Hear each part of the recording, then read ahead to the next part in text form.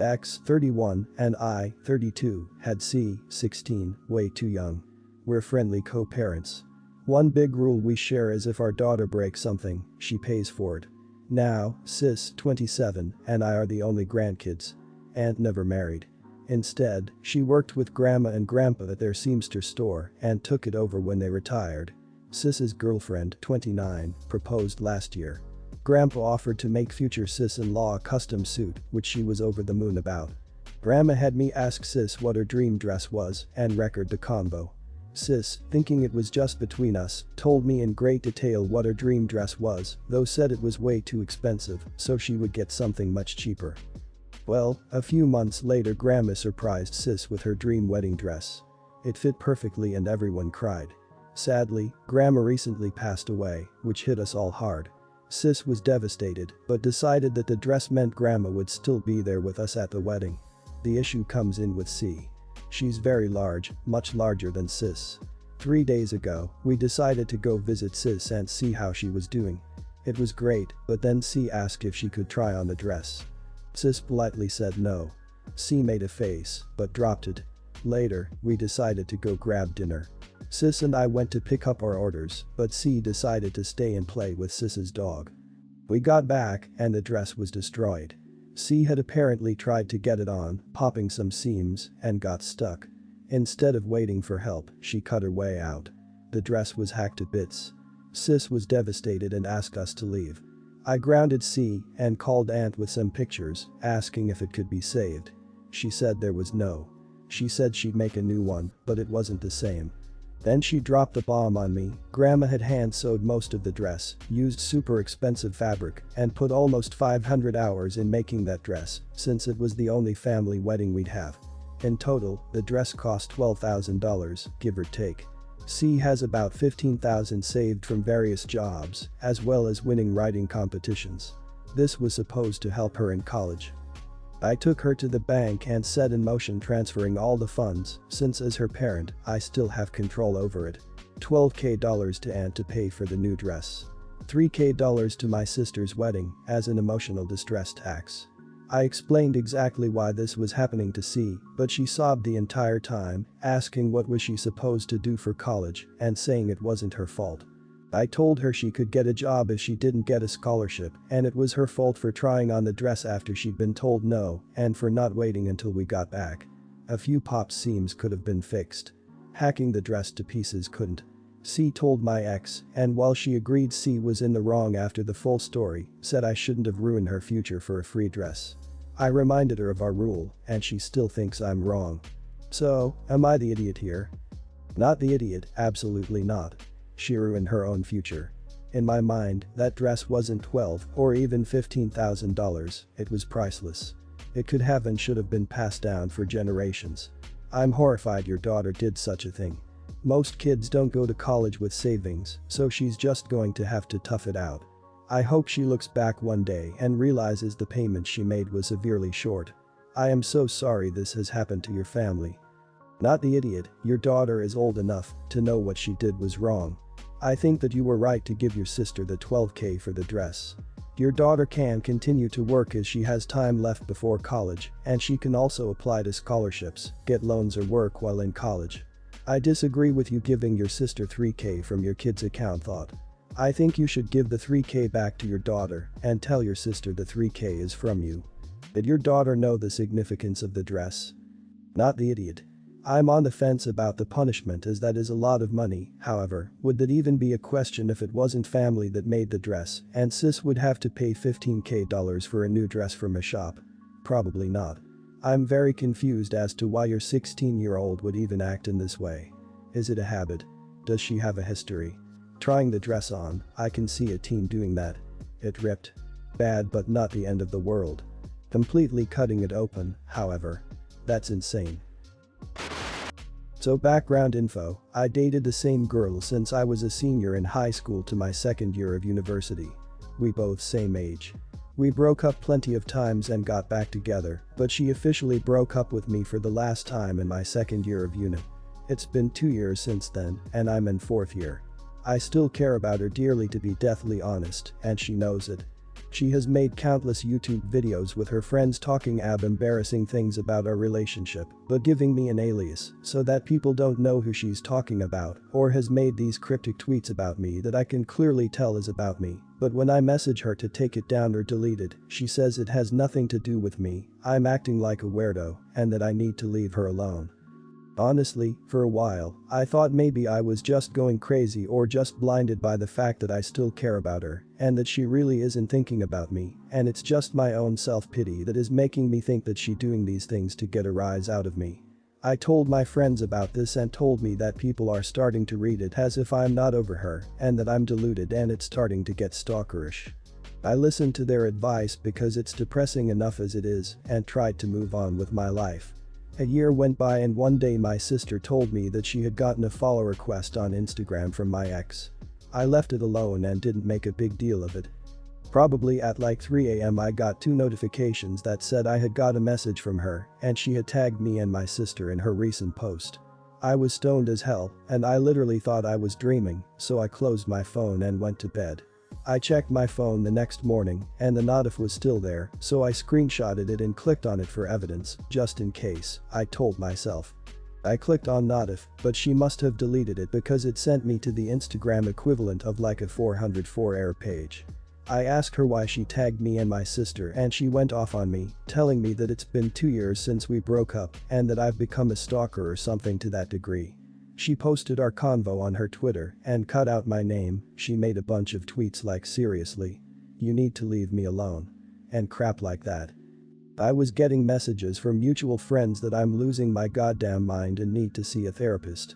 That was the last straw for me. I posted the SS of the notifications, took SS of every cryptic tweet I felt was about me, and explained why, and I called her a pose because she knows exactly what the hell she's doing, and it's goddamn evil. I was very satisfied with myself because it seems that a lot of people are a lot more understanding of me, but there are a lot of people who are. Also, tell me what I did was extremely mean and out of spite. I don't know, she honestly made me feel like a freaking psychopath, and it just feels like this was the right thing to do. Am I the idiot? Nope, not the idiot. She was enjoying tormenting you and then having others think you were psycho. You proved what she was doing and she deserved it. She was trying to humiliate you and make you the joke. You smartly saved what she did and had proof that she was not so innocent, had been gaslighting you for her own sick fun. I would seek counseling because the person you thought she was is cruel and insensitive. You need to get over her, and counseling will help you deal with her betrayal.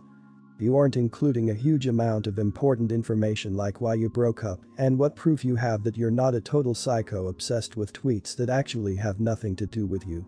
Maybe it was a freaking accident. You sound like a total whack job, dude.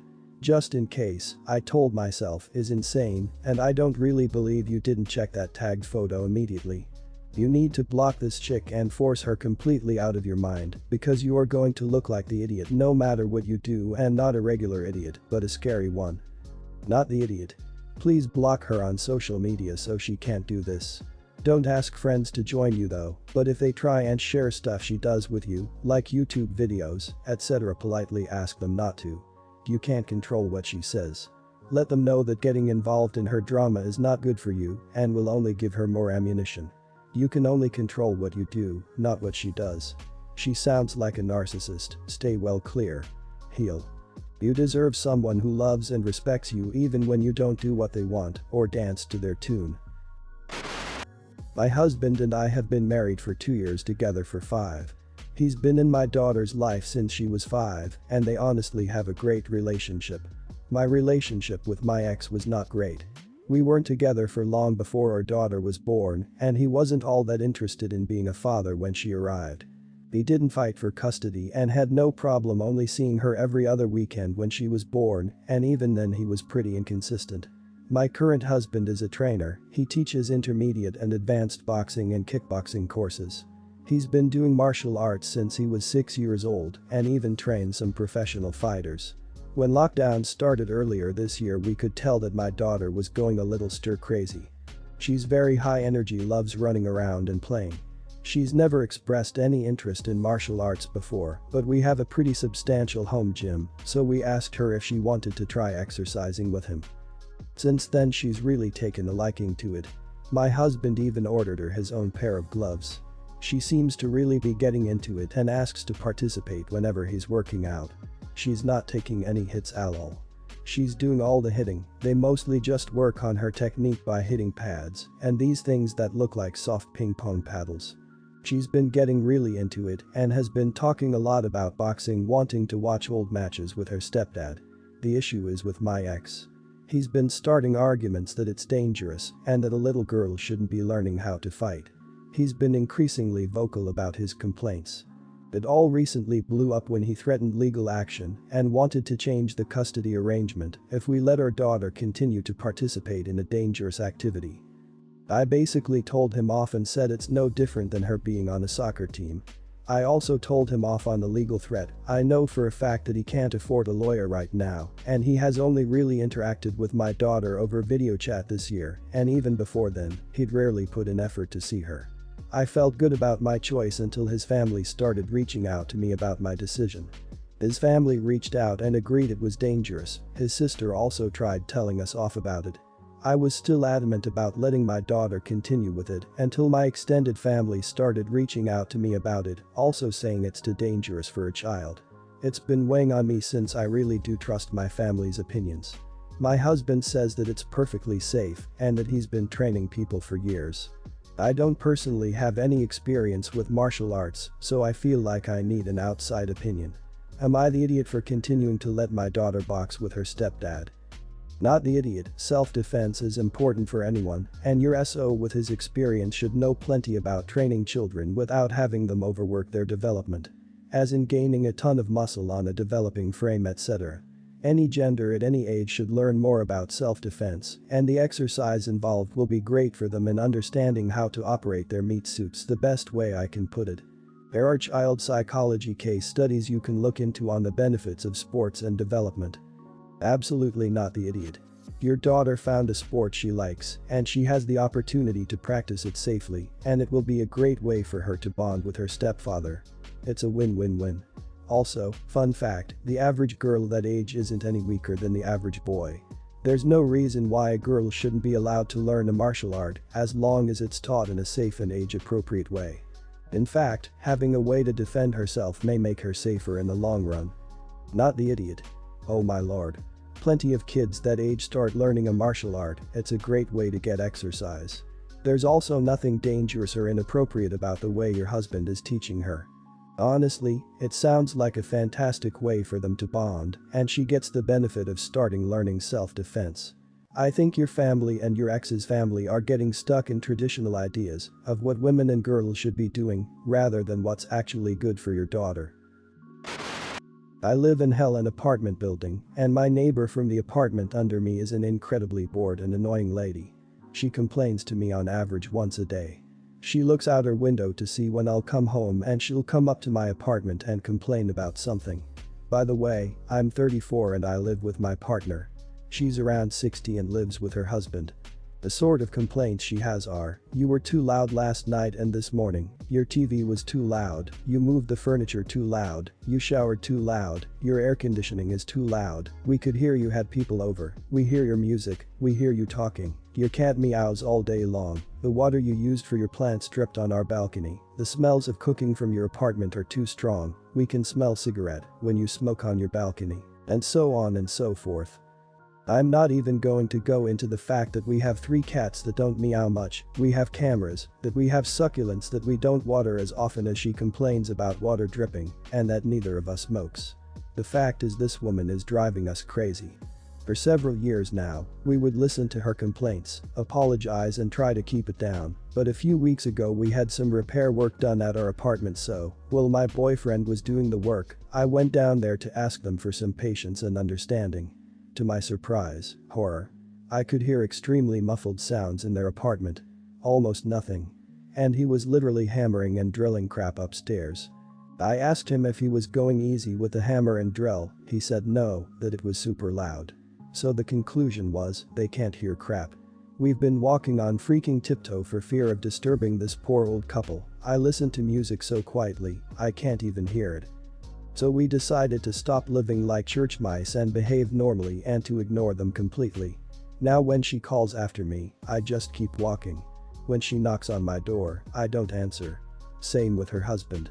And my boyfriend does the same. Last week, she knocked on my door for a straight 10 minutes, shouting I know you're in there, and would only leave when my next door neighbor told her to get the hell out or they'll call the police. Yesterday, she waited until 6 p.m., which is when I come home after work, and started shouting from her window at me. There's a kids' playground in front of our building, and everyone could hear her screaming. This is where I start to feel kind of bad. She's becoming a nuisance to other people only because we're ignoring her. I don't know what to do. I want to keep ignoring her. But it feels crappy to put other people through this. Not the idiot, but also maybe explain to her that you noticed that you couldn't really hear anything when you were there and that you will no longer be able to make time in your day for her complaints. If she keeps it up, you can and should report her to your landlord. The fact that they haven't been brought in on this after years of it is crazy to me. I would explain the whole mess to them so they're aware and see if any other neighbors would be able to back you up. Not the idiot. I would start documenting her harassment now, even recording her yelling through the door if you can. This will help to cover you if she tries to escalate things and complain about you to the landlord or the police. It sounds like your neighbor could also back up that she is crazy and you haven't been too loud. I've had several cookie board retired neighbors in my time in New York. Their nosiness can be annoying, but they are the first to complain to the landlord or the city when something is wrong with a building, which I appreciate. Not the idiot, but what the hell are you doing not reporting this to the property management? I've had two different friends who had similar, although not nearly as extreme, problems like this, and they reported the person, and the situations were resolved either by management telling the people that they need to stop complaining about normal reasonable noise levels, or by management offering my friend a different apartment. People need to get with the freaking program.